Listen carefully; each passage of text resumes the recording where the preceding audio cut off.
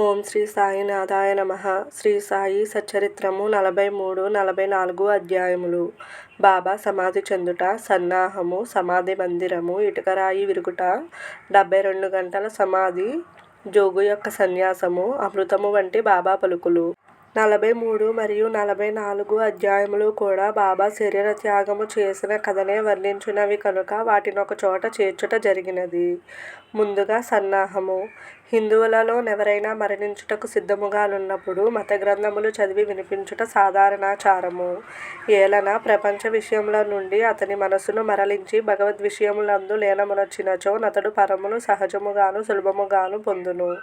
పరీక్షిత్ మహారాజు బ్రాహ్మణ ఋషి బాలునిచే శపింపబడి వారము రోజులలో చనిపోవుటకు సిద్ధముగానున్నప్పుడు గొప్ప యోగియగు శుకుడు భాగవత పురాణమును ఆ వారములో బోధించెను. ఈ అభ్యాసము ఇప్పటికిని అలవాటులోనున్నది. చనిపోవుటకు సిద్ధముగానున్న వారికి గీత, భాగవతము మొదలగు గ్రంథములు చదివి వినిపించెదరు. కాని బాబా భగవంతుని అవతారమగుటచే వారికట్టిది అవసరము లేదు. కాని బాబా ఇతరులకు ఆదర్శముగా నుండుటకు ఈ అలవాటును పాటించిరి. త్వరలోనే దేహత్యాగము చేయనున్నామని తెలియగనే వారు వజయ్యను నాతని పిలిచి రామవిజయమను గ్రంథమును పారాయణ చేయుమనిరి. అతడు వారములో గ్రంథమునొకసారి పఠించెను. తిరిగి దానిని చదువుమని బాబా ఆజ్ఞాపింపగా అతడు రాత్రింబవళ్ళు దానిని చదివి 3 దినములలో 2వ పారాయణము పూర్తి చేసెను. ఈ విధముగా 11 దినములు గడిచెను. అతడు తిరిగి 3 రోజులు చదివి అలసిపోయెను. బాబా అతనికి సెలవిచ్చి పొమ్మనెను. బాబా నెమ్మదిగా నుండి ఆత్మానుసంధానములో మునిగి చివరి క్షణమునకై ఎదురుచూచుచుండిరి. 2-3 దినములు ముందు నుండి బాబా గ్రామము బయటకు పోవుట, భిక్షాటనము చేయుట మొదలగునవి మాని మసీదులో కూర్చుండిరి. చివర వరకు బాబా చైతన్యముతో నుండి అందరినీ ధైర్యముగా నుండుడని సలహా ఇచ్చిరి. వారెప్పుడు పోయెదరో ఎవరికి తెలియనీయలేదు. ప్రతిదినము కాకాసాహెబు దీక్షిత్, శ్రీమాన్ బూటియు వారితో కలిసి మసీదులో భోజనము చేయుచుండెడివారు. 1918 అక్టోబరు 15వ తారీఖు హారతి పిమ్మట వారిని వారి వారి బసలకు పోయి భోజనము చేయుమనిరి. అయినను కొంతమంది లక్ష్మీబాయి సింధే, బాగోజీ సింధే, బాయాజీ, లక్ష్మణ్ బాలా షింపి, నానా సాహెబు నిమోన్కర్ ఎక్కడనే యుండిరి. దిగువ మెట్ల మీద శ్యామ కూర్చుని యుండెను. లక్ష్మీబాయి సింధేకు 9 రూపాయలను దానము చేసిన పిమ్మట బాబా తనకా స్థలము బాగా లేదనియూ, అందుచేత తనను రాతితో కట్టిన బూటి మేడలోనికి తీసుకొని పోయిన నచ్చట బాగుగా నుండుననియూ చెప్పెను. ఈ తుది పలుకులు ఆడుచు బాబా బయాజీ తాత్యా కోతేపై ఒరిగి ప్రాణములు విడిచెను. బాగోజీ దీనిని కనిపెట్టెను. దిగువ కూర్చునియున్న నానా సాహెబు నిమోన్కర్కు ఈ సంగతి చెప్పెను. నానా సాహెబు నీళ్లు తెచ్చి బాబా నోటిలో పోసెను. అవి బయటకు వచ్చెను. అతడు బిగ్గరగా ఓ దేవాయని అరిచెను. అంతలో బాబా కండ్లు తెరిచి మెల్లగా ఆ అనెను. బాబా తమ భౌతిక శరీరమును విడిచిపెట్టెనని తేలిపోయెను. బాబా సమాధి చెందెనను సంగతి షిరిడీ గ్రామములో కార్చిచ్చువలె వ్యాపించెను. ప్రజలందరూ స్త్రీలు, పురుషులు, బిడ్డలు మసీదుకు పోయి ఏడ్వసాగిరి. కొందరు బిగ్గరగా నేడ్చిరి. కొందరు వీధులలో నేడ్చుచుండిరి. కొందరు తెలివి తప్పి పడిరి. అందరి కండ్ల నుండి నీళ్లు కాలువల వలె పారుచుండెను. అందరును విచారగ్రస్తులైరి. కొందరు సాయిబాబా చెప్పిన మాటలు జ్ఞాపకము చేసుకొన మొదలిడిరి. మున్ను ముందు 8 ఏండ్ల బాలునిగా ప్రత్యక్షమయ్యెదనని బాబా తమ భక్తులతో చెప్పిరని ఒకరనిరి. ఇవి యోగీశ్వరుని వాక్కులు కనుక నెవ్వరునూ సందేహింపనక్కరలేదు. ఏలన కృష్ణావతారములో శ్రీ మహావిష్ణువీ కార్యమే యొనర్చెను. సుందర శరీరముతో ఆయుధములు గల చతుర్భుజములతో శ్రీకృష్ణుడు దేవకీ దేవికి కారాగారమున 8 ఏండ్ల బాలుడుగానే ప్రత్యక్షమయ్యెను. ఆ అవతారమున శ్రీకృష్ణుడు భూమి భారమును తగ్గించెను. ఈ అవతారము సాయిబాబా భక్తులనుద్ధరించుటకై వచ్చినది కనుక సంశయింప కారణమేమున్నది? యోగుల జాడలు అగమ్యగోచరములు. సాయిబాబాకు తమ భక్తులతోడి సంబంధం ఈ ఒక్క జన్మతోడిదే కాదు, అది కడచిన 72 జన్మల సంబంధము. ఇట్టి ప్రేమబంధములు కలిగించిన యా మహారాజు ఎచటికో పర్యటనకై పోయినట్లనిపించుట వలన వారు శీఘ్రముగానే తిరిగి వత్తురను దృఢ విశ్వాసము భక్తులకు కలదు. బాబా శరీరమునెట్లు సమాధి చేయవలెనను విషయము గొప్ప సమస్యయాయెను. కొందరు మహమ్మదీయులు బాబా శరీరమును ఆరుబయట సమాధి చేసి దానిపై గోరీ కట్టవలెననిరి. కుశాల్ చంద్ అమీర్ సక్కర్ కూడా ఈ అభిప్రాయమునే వెలిబుచ్చిరి. కాని రామచంద్ర పాటీలు అను గ్రామ మునసుబు గ్రామములోని వారందరితో నిశ్చితమైన దృఢ కంఠస్వరముతో మీ ఆలోచన మాకు సమ్మతము కాదు. బాబా శరీరము రాతివాడలో పెట్టవలసినదే అనెను. అందుచే గ్రామస్థులు 2 వర్గములుగా విడిపోయి ఈ వివాదము 36 గంటలు జరిపిరి. బుధవారం ఉదయము గ్రామములోని జ్యోతిష్కుడును శ్యామకు మేనమామయునగు లక్ష్మణ్ మామ జోషికి బాబా స్వప్నములో గాన్పించి చేయి పట్టి లాగి ఇట్లనెను. త్వరగా లెమ్ము. బాపు సాహేబు నేను మరణించితిననుకొనుచున్నాడు. అందుచే నతడు రాడు. నీవు పూజ చేసి కాగడ హారతిని ఇమ్ము. లక్ష్మణ్ మామ సనాతనాచార పరాయణుడైన బ్రాహ్మణుడు. ప్రతిరోజు ఉదయము బాబాను పూజించిన పిమ్మట తక్కిన దేవతలను పూజించుచుండెడివాడు. అతనికి బాబా యందు పూర్ణ భక్తి విశ్వాసములుండెను. ఈ దృశ్యమును చూడగనే పూజా ద్రవ్యముల పల్లెమును చేత ధరించి మౌల్వీలు ఆటంకపరుచుచున్నను పూజను హారతిని చేసి పోయెను. మిట్ట మధ్యాహ్నము బాబు సాహేబు జోగ్ పూజా ద్రవ్యములతో నందరితో మామూలుగా వచ్చి మధ్యాహ్న హారతిని నెరవేర్చెను. బాబా తుది పలుకులను గౌరవించి ప్రజలు వారి శరీరమును వాడాలో నుంచుటకు నిశ్చయించి అచట మధ్యభాగమును త్రవ్వుట ప్రారంభించిరి. మంగళవారము సాయంకాలము రహతా నుండి సబ్ ఇన్స్పెక్టర్ వచ్చెను. ఇతరులు తక్కిన స్థలముల నుండి వచ్చిరి. అందరూ దానిని ఆమోదించిరి. ఆ మరుసటి ఉదయము అమీర్ బాయి బొంబాయి నుండి వచ్చెను. కోపర్గాం నుండి మామల్తదారు వచ్చెను. ప్రజలు భిన్నాభిప్రాయములతో నున్నట్లు తోచెను. కొందరు బాబా శరీరమును బయటనే సమాధి చేయవలెనని పట్టుబట్టిరి. కనుక మామల్తదారు ఎన్నిక ద్వారా నిశ్చయించవలెననెను. వాడానుపయోగించుటకు 2 రెట్ల కంటే ఎక్కువ ఓట్లు వచ్చెను. అయినప్పటికీ జిల్లా కలెక్టరుతో సంప్రదించవలెనని అతడనెను. కనుక కాకాసాహెబు దీక్షిత్ అహ్మద్ నగర్ పోవుటకు సిద్ధపడెను. ఈ లోపల బాబా ప్రేరేపణ వల్ల 2వ పార్టీ యొక్క మనస్సు మారెను. అందరూ ఏకగ్రీవముగా బాబాను వాడాలో సమాధి చేయుటకు అంగీకరించిరి. బుధవారము సాయంకాలము బాబా శరీరమును ఉత్సవముతో వాడాకు తీసుకొని పోయిరి. మురళీధరుని కొరకు కట్టిన చోట శాస్త్రోక్తముగా సమాధి చేసిరి. యథార్థముగా బాబాయే మురళీధరుడు. వాడ దేవాలయమయ్యెను. అది ఒక పూజా మందిరమాయెను. అనేక మంది భక్తులచ్చటకు పోయి శాంతి సౌఖ్యములు పొందుచున్నారు. ఉత్తర క్రియలు బాలాసాహెబు బాటే ఉపాసనీ బాబా నెరవేర్చిరి. ఉపాసనీ బాబా బాబాకు గొప్ప భక్తుడు. ఈ సందర్భములో ఒక విషయము గమనించవలెను. ప్రొఫెసర్ నార్కే కథనము ప్రకారము బాబా శరీరము 36 గంటలు గాలి పట్టినప్పటికీ అది బిగిసిపోలేదు. అవయవములన్నీయు సాగుచుండెను. వారు కఫిని చింపకుండా సులభముగా తీయగలిగిరి. ఇటుకరాయి విరుగుట. బాబా భౌతిక శరీరమును విడుచుటకు కొన్ని దినముల ముందు ఒక దుశ్శకునమయ్యెను. మసీదులో ఒక పాత ఇటుక యుండెను. బాబా దానిపై చేయి వేసి ఆనుకొని కూర్చుండువారు. రాత్రులందు దానిపై ఆనుకొని ఆసనస్థులగుచుండిరి. అనేక సంవత్సరములిట్లు గడిచెను. ఒకనాడు బాబా మసీదులో లేనప్పుడు ఒక బాలుడు మసీదును శుభ్రపరచుచు దానిని చేతితో పట్టుకొనియుండగా అది చేతి నుండి జారి క్రిందపడి 2 ముక్కలైపోయెను. ఈ సంగతి బాబాకు తెలియగానే వారు మిగుల చింతించి ఇట్లని ఏడ్చిరి. ఇటుక కాదు, నా అదృష్టమే ముక్కలు ముక్కలుగా విరిగిపోయినది. అది నా జీవితపు తోడు నీడ. దాని సహాయము వలననే నేను ఆత్మానుసంధానము చేయుచుండెడివాడను. నా జీవితమునందు నాకెంత ప్రేమయో దాని యందు నాకంత ప్రేమ. ఈరోజు అది నన్ను విడిచినది. ఎవరైనా ఒక ప్రశ్న అడగవచ్చును.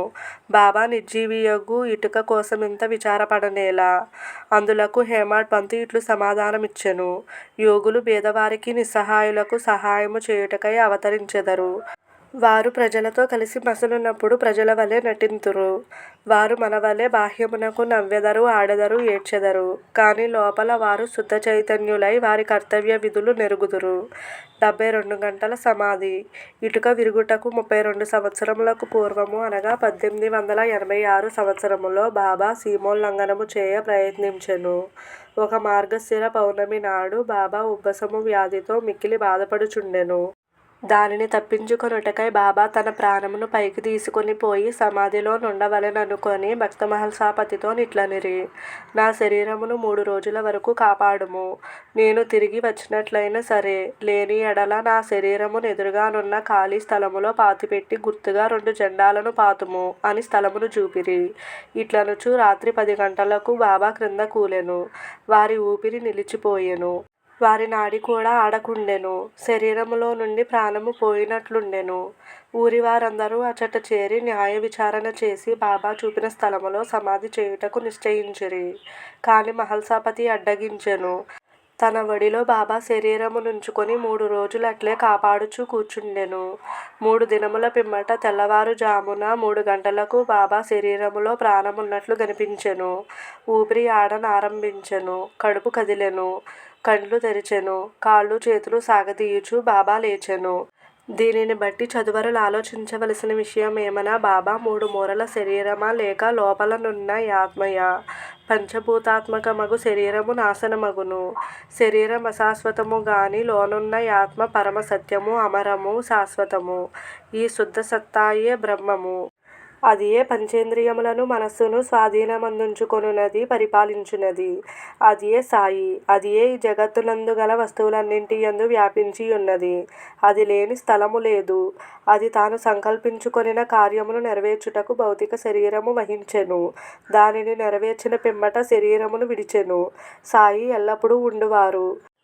అట్లనే పూర్వము గాన్గాపురములో వెలసిన దత్తదేవుని అవతారమగు శ్రీ నరసింహ సరస్వతియు. వారు సమాధి చెందుట బాహ్యమునకే గాని సమస్త చేతనాచేతనములందు కూడా నుండి వారిని నియమించువారును పరిపాలించువారును వారే. ఈ విషయము ఇప్పటికిని సర్వస్వ శరణాగతి చేసిన వారికిని, మనస్ఫూర్తిగా భక్తితో పూజించు వారికిని అనుభవనీయమైన సంగతి. ప్రస్తుతము బాబా రూపము చూడ వీలులేనప్పటికిని మనము షిరిడీకి వెళ్ళినచో వారి జీవితమిత్తు పటము మసీదులోనున్నది. దీనిని శ్యామారావు జయకర్ అను గొప్ప చిత్రకారుడును బాబా భక్తుడును వ్రాసియున్నాడు. భావుకుడు భక్తుడునైన ప్రేక్షకునికి ఈ పటము ఈనాటికిని బాబాను భౌతిక శరీరముతో చూచినంత తృప్తి కలుగజేయును. బాబాకు ప్రస్తుతము భౌతిక శరీరము లేనప్పటికీ వారక్కడనే కాక ప్రతిచోటున నివసించుచు పూర్వము వలెనే తమ భక్తులకు మేలు చేయుచున్నారు. బాబా వంటి యోగులు ఎన్నడూ మరణించరు. వారు మానవుల వలె గనిపించినను నిజముగా వారే దైవము. బాపు సాహెబు జోగు సన్యాసము. జోగు సన్యాసము పుచ్చుకొనిన కథతో హేమాడ్ పంత్ ఈ అధ్యాయమును ముగించుచున్నారు. సకారాం హరి ఉరఫ్ బాపు సాహెబ్ జోగ్ పూణే నివాసియగు సుప్రసిద్ధ వార్కరి విష్ణుబువ్వ జోగ్ గారికి చిన్నాయన. 1909వ సంవత్సరమున సర్కారు ఉద్యోగము నుండి విరమించిన తరువాత భార్యతో షిరిడీకి వచ్చి నివసించుచుండెను. వారికి సంతానము లేకుండెను. భార్యాభర్తలు బాబాను ప్రేమించి బాబా సేవయందే కాలమంతయు గడుపుచుండిరి. మేఘశ్యాముడు చనిపోయిన పిమ్మట బాపు సాహెబు జోగ్ మసీదులోను చావడిలోను కూడా బాబా మహాసమాధి పొందు వరకు హారతి ఇచ్చుచుండెను. అదియును గాక ప్రతిరోజు సాటేవాడలో జ్ఞానేశ్వరియు ఏకనాథ భాగవతమును చదివి వినవచ్చిన వారందరికీ బోధించుచుండెను. అనేక సంవత్సరములు సేవ చేసిన పిమ్మట జోగ్ బాబాతో, నేనిన్నాళ్ళు నీ సేవ చేసితిని. నా మనస్సు ఇంకనూ శాంతము కాలేదు. యోగులతో సహవాసము చేసినను నేను బాగు కాకుండుటకు కారణమేమి? ఎప్పుడు కటాక్షించెదవు అనెను. ఆ ప్రార్థన విని బాబా, కొద్ది కాలములో నీ దుష్కర్మల ఫలితము నశించును. నీ పాపపుణ్యములు భస్మమగును. ఎప్పుడు నీవభిమానమును పోగొట్టుకుని మోహమును రుచిని జయించెదవో, యాటంకములన్నిటినీ కడచెదవో, హృదయపూర్వకముగా భగవంతుని సేవించుచు సన్యాసమును బుచ్చుకొనెదవో, అప్పుడు నీవు ధన్యుడవయ్యెదవు అనిరి. కొద్ది కాలము పిమ్మట బాబా పలుకులు నిజమాయెను. అతని భార్య చనిపోయెను. అతనికి ఇంకొక అభిమానమేదియూ లేకుండుటచే నతడు స్వేచ్ఛాపరుడై సన్యాసమును గ్రహించి తన జీవిత పరమావధిని పొందెను. అమృత తుల్యమగు బాబా పలుకులు.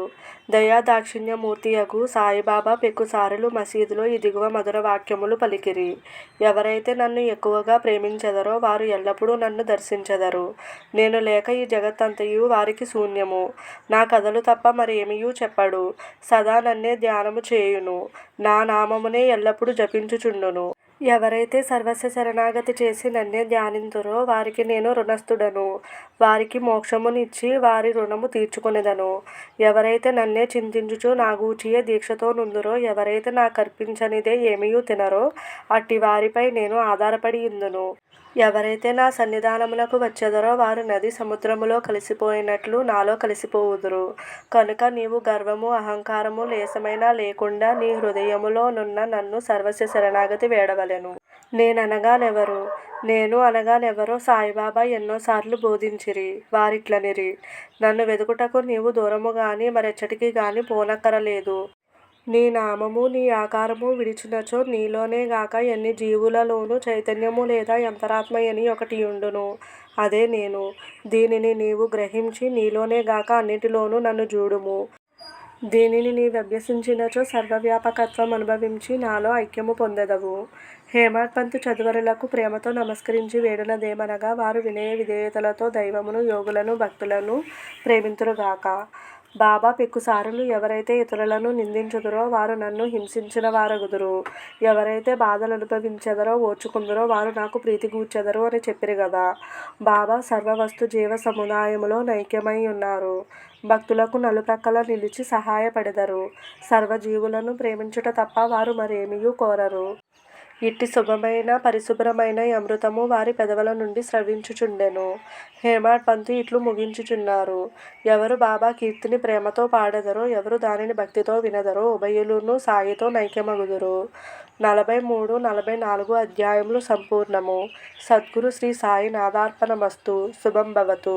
వీడియో నచ్చితే లైక్ చేయండి. ఫ్రెండ్స్ అండ్ ఫ్యామిలీ మెంబర్స్కి షేర్ చేయండి. తప్పకుండా సబ్స్క్రైబ్ చేయండి.